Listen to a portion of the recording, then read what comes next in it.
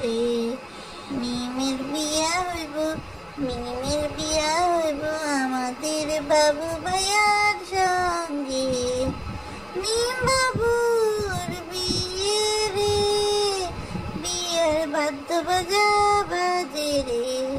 আসসালামু আলাইকুম দর্শক, সবাই কেমন আছেন? চলে আসলাম আজকে সিম্পল কিন্তু একটু জটিল একটা ভিডিও নিয়ে। আজকের ভিডিও থাম্বনেল দেখে বুঝেই গিয়েছেন আজকে আমার ভিডিওর টপিকে হচ্ছে মিম আর বাবুর বিয়ের শপিং। তবে দর্শক, মিম আর বাবুর বিয়ের শপিং প্রতিপাদ্য বিষয় হলেও এর মধ্যে লুকিয়ে আছে কিছু গোপন সত্য, যা আপনাদের সামনে তুলে ধরার চেষ্টা করব। কিছু অজানা কথা যা আসলে আপনাদের একজন দর্শক হিসাবে বা ফ্যান হিসেবে জানার পুরোপুরি অধিকার আছে। তাই দেরি না করে দর্শক চলুন চলে যায় মূল ভিডিওতে। আমাদের বাপ্পি ভাই, সে মাঝে মাঝে ভিডিওতে আসে, বিশেষ করে যখন পরিবার কোনো ক্রিটিক্যালিটির মধ্যে দিয়ে পার করে, তখন বাপ্পি ভাই দ্য সেভিয়র চলে আসে পরিবারকে রক্ষা করতে। এবং বাপ্পি খুব পছন্দ করে যে তাকে হর্তাকর্তা মেনে যদি পরিবারের লোকজন চলাচল করে। তো এইবার আমাদের বাপ্পি এত বছর পরে সে হয়ে গেছে হানিফ সংকেত। প্রথমে যদিও সে নিজেকে শিক্ষক বলেছিল, পরে দেখলো যে শিক্ষক হওয়ার কোনো যোগ্যতাই তার মধ্যে নেই, তাই সে সঙ্গে সঙ্গে নিজেকে উপস্থাপক বানিয়ে ফেললো। আর বাংলাদেশের উপস্থাপক বলতে সবার আগে হানিফ সংকেতের নামই মাথায় আসে, যে কারণে 25 বছর পূর্তিতে মেরিল প্রথম আলোতেও কিন্তু দীর্ঘ প্রায় 20-21 বছর পর কিন্তু হানিফ সংকেত আবার উপস্থাপনা করেছে। ঠিক একইভাবে আমাদের বাপ্পি সে উপস্থাপনা করছে বাবু আর মিমের বিয়ে নিয়ে, যেখানে মিম সাফ জানিয়ে দিয়েছে যে বাবুর প্রতি তার কোনো ফিলিংস, তার কোনো ভালোবাসা, তার কোনো কিছুই নাই। মানে সে দেখছে যে সে বাবুর সাথে কমফোর্টেবল, তো সে মনে করছে যে বিয়ে বা প্রেম এটা তো পরেও হয়ে যায়, তো এটার জন্য সে বিয়েতে রাজি হয়েছে। আর আমাদের বাবু বলছে যে জবে থেকে মিম একা থাকা শুরু করছে, সে নাকি মিমকে প্রস্তাব দিছে চল প্রেম করি, বিশেষ করে যখন মিমের ফার্নিচারগুলো আসছে।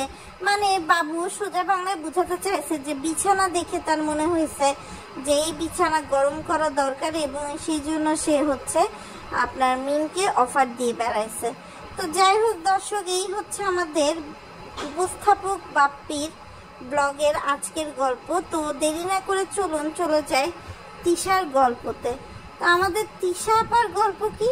আমাদের তিশার গল্প আপনার এই যে আপনার মিম বা বাবু এদের বিয়ের শপিংয়ের সময় কি করে ভিডিও করে ভিউ কামানো যায়, এটা একটা তিশা আপার কনসার্ন। আর তিশা আপার আরেকটা কনসার্ন যে কি করে সানিকে বাস দেওয়া যায়।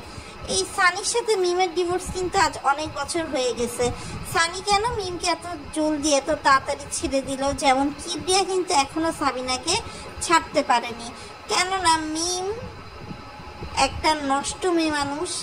এবং এটা কিন্তু সানি টের পেয়ে গেছিল যখন সে জেনে গেছিল যে তার বউ হয়ে মিম অন্য লোকের সাথে শুয়ে বেড়ায় এবং আবদিয়ার বাবা সে না অন্য কেউ। তখন কিন্তু সানি আস্তে করে মিমের জীবন থেকে নিজেকে সরিয়ে নিয়েছে এবং তারা কিন্তু এই জন্যই সেপারেশনে গেছে। তবে হ্যাঁ, এবার মিমের কিছু নোংরা জিনিস সানির কাছে প্রমাণ হিসেবে আছে। সানি একান্ত ভদ্রঘরের ছেলে দেখে সেই প্রমাণগুলো নিয়ে আসেনি, হয়তো বা কিবরিয়া ভিকটিম ফাদার হলে ঠিকই নিয়ে আসতো। তো যাই হোক, এই জন্য এটার বদলতে মিমও কিন্তু তেমন কোনো দেনমোহর বা কাবিন সেগুলো চাওয়ার আসলে সত্যি কথা বলতে সুযোগ পায়নি। তো যাই হোক দর্শক, মিম, বাপ্পি, বাবু, শারমিন, তিশা আর আবদিয়া তাবিয়া সবাই মিলে গেছে শপিং করতে নিউ মার্কেটে। মিমের বিয়ের শপিং, মিমের বিয়ের আয়োজন নাকি ঘরোয়াভাবে হবে, যেটা আসলে ভিডিওতে সবাই বলছে। কিন্তু আমার প্রশ্ন, ঘরোয়াভাবে হলে এত কেনাকাটার বহরের কি আছে দর্শক? আর মিম যেভাবে প্রত্যেকটা দিকে তাকায় তাকায় পোজ দিচ্ছে, সত্যি কথা বলতে কি তানজিলের বিয়ের শপিংয়ের সময় তো ছিলাম, তানজিলাকেও দেখিনি যে ওনার দোকানে গিয়ে 10-12টা ওনা নিয়ে তারপর মাথায় দিয়ে পোস্ট করছে। সে কিন্তু যেটা তার পছন্দ হয়েছে সেই ডিজাইনটাই পাঠিয়ে দিছে, এবং এখানে এসে দেখে তার যদি ভালো লেগে মিলে গেছে সে কিন্তু নিয়ে নিছে। কিন্তু এক বাচ্চার মা হয়ে মিম বেহায়াদের মতো প্রত্যেকটা দোকানে দোকানে গিয়ে 3-4টা প্রোডাক্ট ট্রাই দিচ্ছে। তার সেই ট্রাই দেওয়া প্রোডাক্টের ছবি আবার 10-12 জন মিলে তুলছে। মানে কি আর বলবো দর্শক, বলার মতো আসলে কিছুই নাই। তো যাই হোক, আরেকটা বিষয় দর্শক খেয়াল করলাম যে এইসব শপিংয়ের টাকা কে দিচ্ছে? এইসব শপিংয়ের টাকা শারমিন দিচ্ছে। কেননা বাবু কিন্তু এতদিন চ্যানেলটা বন্ধ ছিল, এরপর বাবু চ্যানেল ওপেন করেছে এবং আপনারাও বাবুকে অনেক সাপোর্ট দিচ্ছেন। তারপরও কিন্তু ইনকামের টাকা এখনও বাবুর হাতে এসে পৌঁছায়নি, যে কারণে বাবুকে এখন ফাইন্যান্সিয়ালি সাপোর্ট করছে মাল্টিব্লগ শারমিন।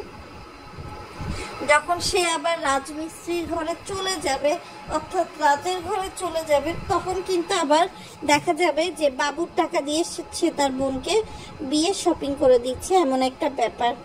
তো বিয়ের শপিংয়ের টাকা দিচ্ছে শারমিন, যেটা আপনাদের কাছে অজানা ছিল, আজকে আসলে জানিয়ে দিলাম। আশা করি আপনাদের অনেক অনেক অনেক বেশি ক্লিয়ার হয়ে যাবে। আরেকটা বিষয় দর্শক দেখলাম যে কম দামি সস্তা কিছু জিনিস মিমের খুব পছন্দ, যেমন গলার হারটা।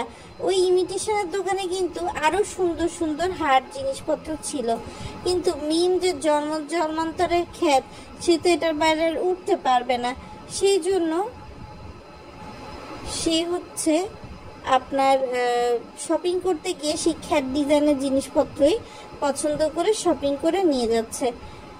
আরেকটা বিষয় দর্শক যেটা জানাতে চাচ্ছি সেটা হচ্ছে এই মিম আর বাবুর বিয়েটা তো এখন হচ্ছে ব্যাপারী পরিবারের জন্য ভাইরাল টপিক বা হট কেক, যেটাই বলেন না কেন। যে কারণে কিন্তু দেখা যাচ্ছে দর্শক যে সবাই কিন্তু এটা নিয়ে থাম্বনেল দিচ্ছে, যেমন খুকি দিয়েছে, বড় ভাবি দিয়েছে, আবার তিশা, বাপ্পি, সবাই, কেউই কিন্তু বাদ যাচ্ছে না। এবং ইভেনচুয়ালি এই যে শুক্রবার দিন বাদ জুম্মা বিয়েটা হবে, তখন আরও দেখবেন যে কত লোকজন আপনার জড়ো হয়েছে মিম আর বাপ্পুর এই নকল বিয়ে দেখতে। আবদিয়া যখন বড় হয়ে দেখবে যে তার মান নষ্টামি লেভেল এত, যে সে সেকেন্ড বিয়েও করছে এত জড়সড়ো বড়সড়ো করে, তখন আবদিয়ার দিকে কিভাবে মিম তাকাবে সেটা মিমই ভালো জানে। তো যাই হোক দর্শক, এই হচ্ছে মোটামুটি অবস্থান, যে অবস্থানগুলো আপনাদের সাথে শেয়ার করতে চেয়েছি। আশা করি আপনাদের কাছে ভালো লাগবে। আর বিয়ের অনুষ্ঠান কিন্তু আগামীকাল হলুদ থেকে শুরু হবে। হলুদের শপিংও অনেক করা হয়েছিল, এবং ম্যাচিং পাঞ্জাবি, শাড়ি, অন্যান্যরা যারা আছে, বাচ্চারা আছে, তাদের জন্য ব্যবস্থা করা হয়েছে। এখন দেখা যাক দর্শক যে কালে কালে যুগে যুগে আসলে কতটুকু কি করায়। তবে আমি একটু অবাক হয়ে গেছি মিমের বিয়ের শপিং করতে গিয়ে। মিমের যে আসলে মনোভাব, তাতে মনে হচ্ছে যে আগামী 9-10 দিনও যদি আসলে মানে আপনার বিয়ের জন্য টাইম বেঁচে থাকতো, এবং আপনার মিম যদি হচ্ছে এগুলো এসে দেখতো, তাহলে মিম কিভাবে মেনে নিত, এটা কিন্তু আসলে একটা বিরাট প্রশ্ন। মানে মিম কিভাবে সব কিছু অ্যাডজাস্ট করতে পারে, আর বাবুই বা কিভাবে অ্যাডজাস্ট করতে পারে, এটা আসলে একটা বিরাট প্রশ্ন। আর মিম তো নিজেকে এত বেশি জোয়ান একটা মেয়ে ভাবছে যে আমি এক জোয়ান একটা মাইয়া, বুড়া লোক দেখে আমায় বাবাই দিছে বিয়া। তো সেরকম একটা ভাব হয়ে গেছে যে এক বাচ্চার মা, ডিভোর্সি একটা মহিলা, সেইগুলোর মধ্যে কোনো খেয়াল নাই। কিভাবে সে মানে নিজেকে মনে হচ্ছে তানজির হচ্ছে হয়তো বা 5 বছরের বড় হবে বা এরকম কোনো কিছু হবে, এরকম একটা ভাব নিয়ে আসলে মিম চলে, যেটা আসলে মোটেও অ্যাকসেপ্টেবল না। তো যাই হোক দর্শক, এটুকুই আজকে ছিল আপনাদের সাথে শেয়ার করার জন্য। আবারও নতুন কোনো তথ্য নিয়ে আপনাদের সামনে হাজির হয়ে যাব।